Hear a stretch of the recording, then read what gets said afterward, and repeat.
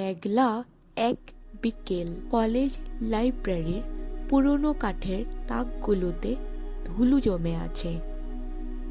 অর্পিতা সাহিত্যের ছাত্রী, খুঁজতে খুঁজতে একটা পুরনো কাগজের খাম খুঁজে পায়। চিঠি, ওপরে লেখা, যদি তুমি কখনো খুঁজে পাও তবে যেন আমি আজও অপেক্ষা করি। অর্পিতা চিঠিটা পড়তে শুরু করে। অদ্ভুতভাবে ভাষা খুব পরিচিত, যেন বহুবার পড়া, তবু একেবারেই অজানা। চিঠিটা শুরু হয়েছে, প্রিয়তমা, আজ 17 বছর হয়ে গেল তুই ফিরলি না। জানিস, কবিতা আজও লিখি, কিন্তু তোর জন্য নয়, আমার ফেলে আসা জীবনের জন্য।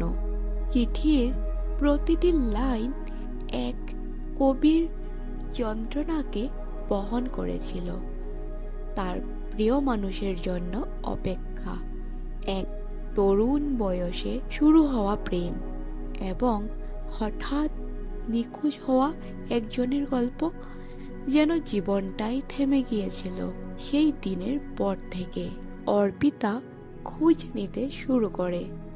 লাইব্রেরির পুরনো রেকর্ড ঘেঁটে বের করে 1987 সালের সত্যি একজন কবি এখানে পড়াশোনা করতেন, তপন ব্যানার্জি।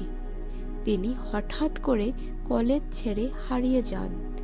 তার নাম কোথাও আর খুঁজে পাওয়া যায় না, শুধু কয়েকটি অপ্রকাশিত কবিতা ছিল লাইব্রেরির আর্কাইভে। অর্পিতা প্রতিদিন বিকেলে সেই চিঠিটা নিয়ে বসে। সে বলে, আমি যদি ওই মেয়েটি হতাম, আমি ফিরতাম।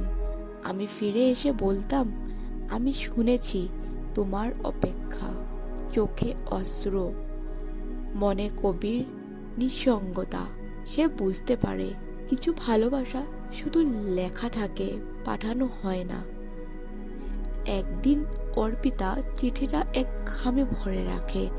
খামের গায়ে সে নিজের হাতে লেখে। যারা চিঠি লেখে তারা কখনো হারিয়ে যায় না, তারা চিরকাল অপেক্ষা করে। চিঠিটা রেখে দেয় ঠিক যেখানে পেয়েছিল, পুরনো তাকের কোণে, ধুলোর নিচে। কেননা কেউ যদি আবার একদিন খুঁজে পায়, সে যেন জানে কেউ একজন কখনো না কখনো ভালোবেসেছিল।